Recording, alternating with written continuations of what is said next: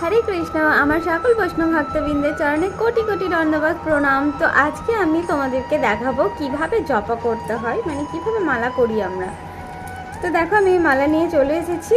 তো দেখো প্রথমে যে এই জায়গাটা দেখছো, মানে এটাকে ঘট বলে। তো প্রথমে এই মিডিলের আঙুলের এখানে এরমভাবে মালাটা রাখার পর আমরা এই ঘরটাকে ধরে আমরা মন্ত্র বলবো। জয় শ্রীকৃষ্ণ চৈতন্য প্রভু নিত্যানন্দ শ্রী অদ্বৈত গদাধর শিবাসাধি গৌর ভক্তবৃন্দ। তো আমরা এই মন্ত্রটা বলার পর আমরা এরমভাবে একটা ঘুঁটি নিয়ে স্টার্ট করব। হরে কৃষ্ণ কৃষ্ণ কৃষ্ণ হরে হরে, হরে রাম রাম রাম হরে হরে।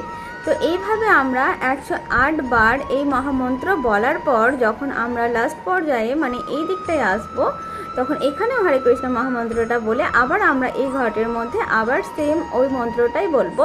জয় শ্রীকৃষ্ণ চৈতন্য প্রভু নিত্যানন্দে শ্রী অদ্বৈত গদাধর শিবাসাধি গৌর ভক্তবৃন্দ। এটা বলবার পর আমরা কিন্তু আবার দ্বিতীয়বার যখন মালাটা স্টার্ট করব তখন কিন্তু আমরা এই দিক থেকে করব না, তখন আবার আমরা সেটা এই ছোট দিক থেকে করব। তোমরা দেখে বুঝতে পারছো একটা দিক বড় আছে আর একটা দিক ছোট আছে। তো আমরা দ্বিতীয়বার যখন স্টার্ট করব তখন আমরা এই ছোট দিক থেকে আবার এখানে জয় শ্রীকৃষ্ণ চৈতন্য প্রভু নিত্যানন্দে শ্রী অদ্বৈত গদাধর শিবাসাদি গৌর ভক্তবৃন্দ, এটা বলার পর আবার আমরা এই দিক থেকে স্টার্ট করব হরে কৃষ্ণ মহামন্ত্র বলতে। তো এইভাবে 108 বার আমাদেরকে এই পুরো মালাটা হরে কৃষ্ণ মহামন্ত্র বলে জপা করতে হয়। তো এইরকমভাবে তোমরা 16 বার জপা করবে। অবশ্য তোমরা বেশিও করতে পারো, কিন্তু 16 বার করাটা সবথেকে বেশি মাস্ট দিনের মধ্যে। তাহলে সকলে এরকমভাবে মালা করবে।